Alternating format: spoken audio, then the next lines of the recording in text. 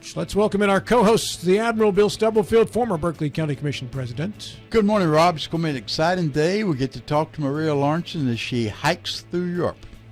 Yeah, that's some photos that she sent. We'll be happy to pass along. 9:35, if she gets the time difference correct, which she is supposed to. I think it's about 6 hours. 6 hours. So we'll talk to her later in the morning. Should be fun. Also, Bill Kearns from the previously mentioned Berkeley County Health Department. Good morning, Bill. Good to have you in studio. Good morning. It's always great to be here with you, Rob, and certainly always a blessing to be here beside my counterpart, Bill. You're so kind, Bill. Say that again. Say the latter part again. Blessing. Forget about the first part. Just the latter part. Just a blessing to be here with you, Admiral. This will be the easiest day to remember co-host first names for any of our guests. It will be, yes. You just have to get one of them correct. Bill.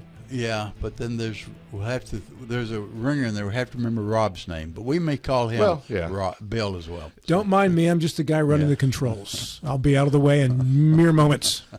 Our first guest is Jim Mathews. He is the president and CEO of the Rail Passengers Association. He joins us via telephone. Jim, good morning. Thank you for being on the program today. Good morning, everyone. Thanks for letting me be here. Absolutely. Tell us about the Rail Passengers Association. Most of the experience we have in this area with rail passengers comes from the MARC train, the MARC line. Right. And before we start, I'll just fess up that I've taken that train quite a bit myself. We used to live in Manassas, and very often I would take that train, and my wife would take that train. We would go out to Martinsburg, Point of Rocks to head north to New York, where the family is, and lots of things like that. So I know that train real well. Oh, very good. So we're the Rail Passengers Association. We started in 1967, so we've been around a little while. We have 127,000 members and donors and supporters all across the United States. And we were organized at a time when the private railroads were getting rid of passenger routes almost monthly. And so one by one, passenger routes were going away all over the country, and people were losing service, and communities were getting isolated. And so this was seen at the time as kind of a crisis, and our organization was created as the National Association of Railroad Passengers. Had a few celebrities on the board at the time. And they organized to save passenger rail. And they did just that. They helped to create what became Amtrak. They saved a skeletal network from the ashes of a lot of the railroads going out of business on the passenger side. And here we are, almost 60 years later, with an organization that spans the country and works for passenger rail, commuter rail, mass transit, and the connections between and among all of those things. So we work also on safety, and we even get involved sometimes in high-speed rail and things like that. So kind of spans the gamut. And what is the current status of the Rail Passengers Association and the trains involved? So, as I said, we are heading into our 60th, and we have a bunch of folks all across the country who support our work. We're a nonprofit, always have been, and where we are right now is we are probably the busiest we have been in many, many, many years. We helped to create the infrastructure law back in 2021 that, for the first time in 70 years, actually invested money in passenger rail around the country. And so there's a lot of projects all around the country: bridges, tunnels, track work. In some cases, we're looking at replacing Civil War era tunnels. So, I mean, the infrastructure we have is just incredibly old compared to the rest of the world. And so that was a big deal. And now we're in the process of trying to make sure that money gets spent, because a lot of it's been frozen during the new administration's look at what's going on in government and what they want to do or not do. Yeah, I suppose I should have been more specific, Jim. My apologies for being too general in that question. I meant it more toward the current budget status from the federal government, and you touched on that at the end. So in regards to those funds, I suppose you're in the same situation as most everybody else, which is waiting to hear? More or less. We're in pretty close touch with a lot of the state DPs, and every one of them has been getting reassurances that the money will be unfrozen soon, and there's just administrative reviews to be done. The fact is it's construction season, right? And there's a lot of work that needs to get done right now, or at least get underway right now, and it's not happening. It's not happening in West Virginia. It's not happening in North Carolina. It's not happening in Tennessee. I could go on. But these are projects that were signed into law and appropriated by the Congress, and they're ready to go. And so there's a lot of people are just waiting to see. And the interesting thing to me is that this Congress now has the authority to turn off money, because that's where money comes from. It comes from the Congress. It doesn't come from the administration.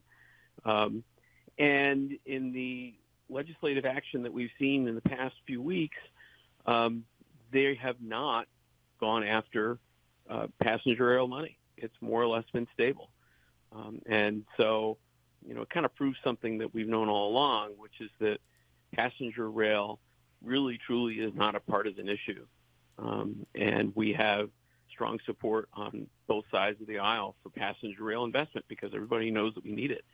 And this Congress seems to be supporting it as much as the last one did, and the one before that, and dozens before that. So we'll have to see if the money actually gets out the door the way it's supposed to.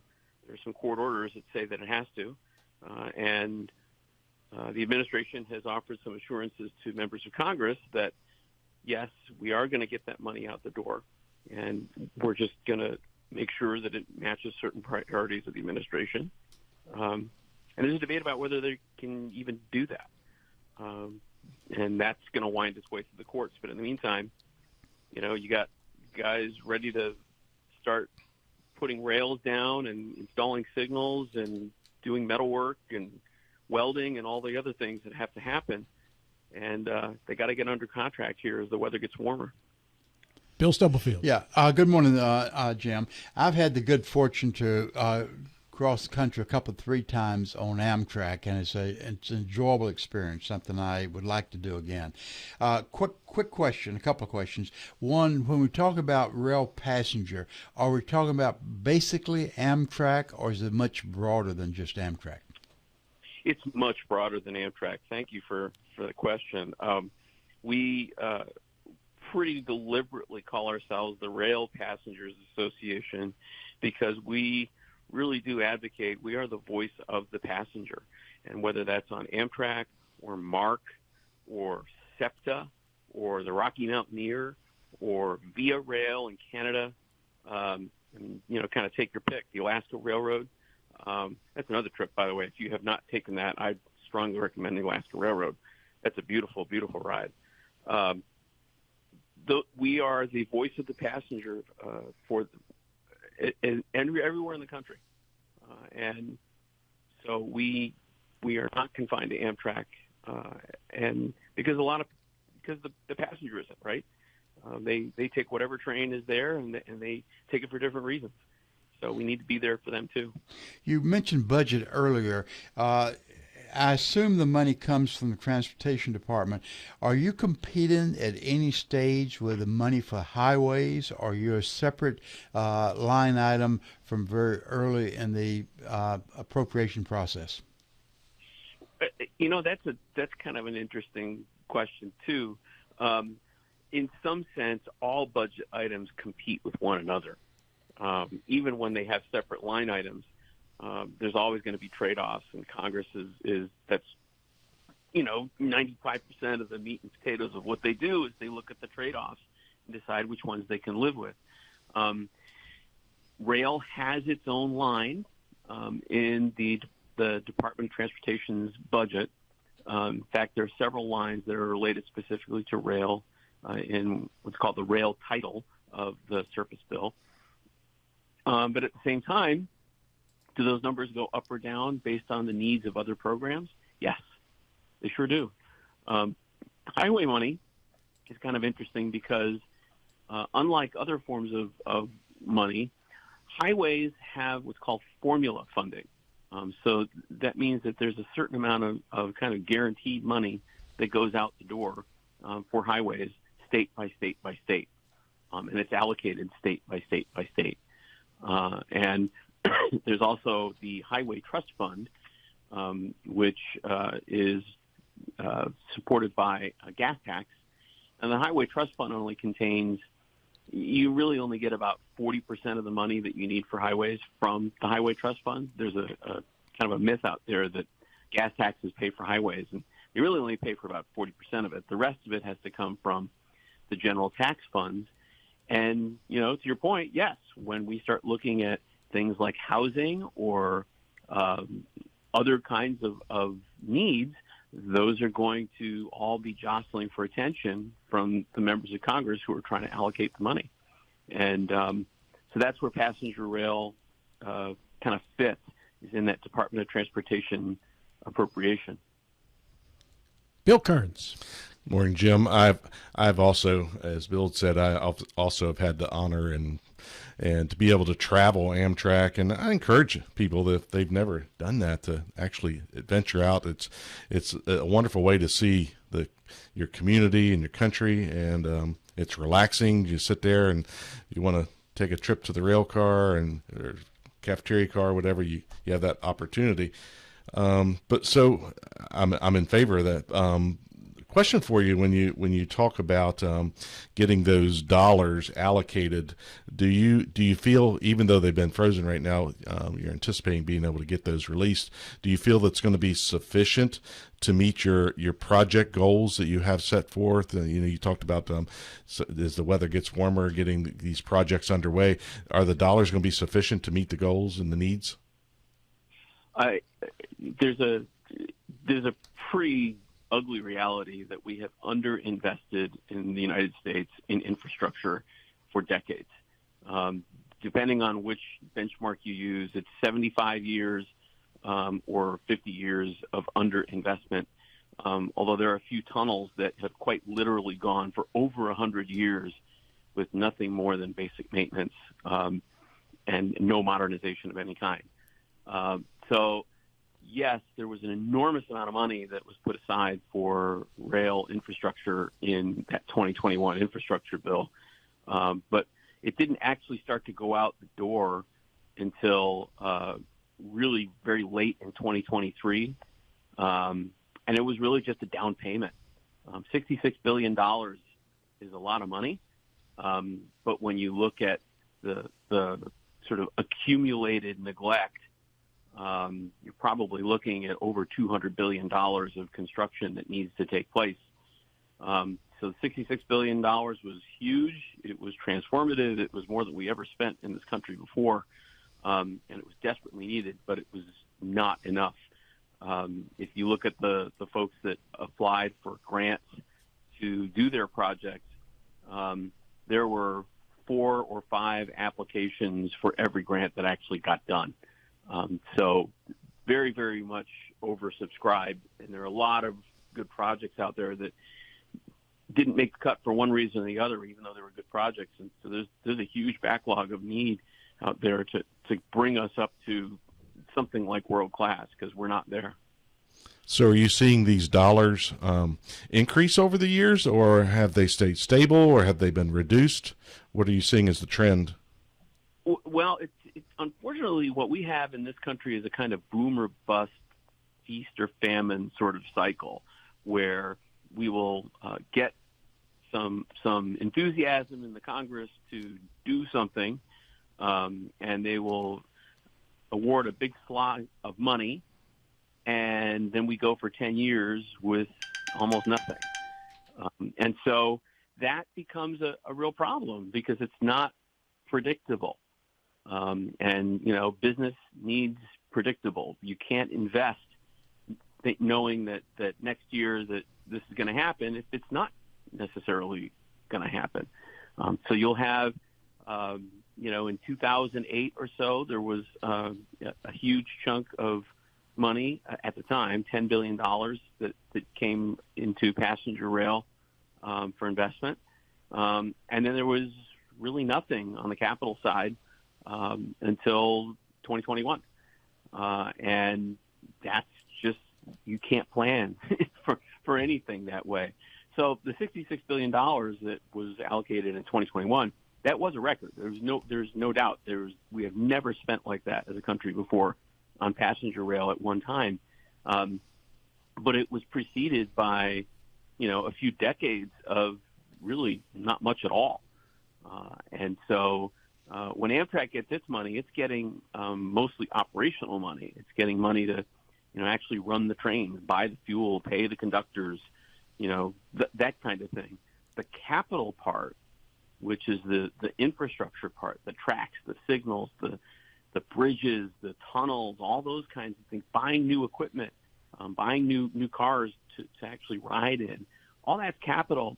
And that comes along every 15 years or so, 20 years. And you just can't plan for anything that way. So we're very, very underinvested right now. And when we talk about is it growing or not, this was the biggest allocation compared to other years. But, you have to go back 15 years before you find any evidence that we were going to spend on capital at all. And so is it growth? Yeah, I guess in a kind of strange way because it was bigger than the last time, but it's not anything steady or predictable or anything that business can use to really invest. Jim, as you take on these challenges, what is the greatest marketing challenge that you face? You used the term earlier, world-class rail. I don't think America is looking for world-class because we have such a phenomenal highway system. But we are looking for certain niches with the rail. What is your marketing strategy to try to promote these niches that you feel is so important? So well, let me take that in two chunks if I could. So one is when I say world-class, I mean in the sense of trains that run on time, trains that are clean, trains that, the toilets work, the lights work, the basic systems in the train are going to do what they need to do. In a lot of cases, we don't have that because we're riding around in 40-year-old cars that are really past their prime. But in terms of the niches, there's a few. One is those really long sort of vacation-type trips that you guys were talking about earlier, and those are spectacular. There is no better way to see the breadth and the depth and the beauty and the color of this really magnificent country that we're all blessed to be in. You will see so much on a cross-country trip that many people just don't see, and you don't see it from the highway either. This goes through the mountains. This goes through places where the highways don't go, and it's really beautiful. That is probably 10%, maybe 15% of the overall ridership. But the other niches are, you can go on Amtrak with up to 200 pounds of stuff before they start charging you extra money. You have to compare that when you go fly and they're weighing your bag or, making you stick your bag underneath the airplane, even if it's the size of your overhead bin. So you can bring a lot of stuff. And what that means is for kids going to college, for example, they're going away to college, they can bring a couple of tubs of stuff for their dorm, and they can bring it on the train. They can put it underneath. They can put it at the end of the coach, and we see a lot of college kids using the train to go back and forth to school. There are people with disabilities who can't drive, can't fly, people with wheelchairs, powered wheelchairs, medical oxygen. Those are obviously much shorter trips, but they're very, very necessary. We see about 25-26% of the long-distance ridership on Amtrak's trains is disabled in some ways. And so you have veterans going to the one and only veterans hospital in their state, using the train to get there. And these are people who are disabled. These are people who really can't go any other way. Those are the niches also, those sort of bread and butter kind of everyday needs where they can't drive, they're not physically able to drive, or they can't fly, or flying would be just prohibitive. You see that particularly out in the Mountain West, where there's no way to fly from one place to another. You're gonna have to drive 3 hours, get on an airplane, change 4 times, and it takes a day and a half. And by that time, you've spent $1,000. It's just not practical. So those kinds of trips in rural areas are also really, really key to the market niche. Also, it's interesting, the Amish community is a huge user of passenger rail because, again, they can't go long distances, and the train is the way they do that. And particularly in certain seasons, if you go on certain long-distance routes, you'll just see whole cars full of Amish folks going to visit their families or whatever, and that's kind of neat to see. And it's about a minute left here. As soon as you say that, I observe the same thing on our trips. There are always, especially in the northern part of the country, Ohio, Illinois, Wisconsin, there are cars loaded with Amish folks, and it was, something that surprised me and very interesting to see. Jim Mathews has been our guest here on the program, Rail Passengers Association President and CEO. And in regards to money and budgets, Jim and I have, like I said, about a minute left here. What percentage of Amtrak's budget is generated by ticket sales revenue that way? It changes year to year. Just before the pandemic, Amtrak was up to about 92% of its operational costs being covered by tickets, by fares. Since the pandemic, that came down a little bit, but it's hovering around 80% right now, and I think by the end of this year, you'll probably see it get back up to 90. And what is your total budget? Well, I'm not Amtrak. Correct. So, my apologies. Yeah, no, that's fine. So Amtrak takes very roughly about $5 billion a year to run, if you're all in, and that's not including the capital. That's not including the tunnels and the bridges and that kind of thing.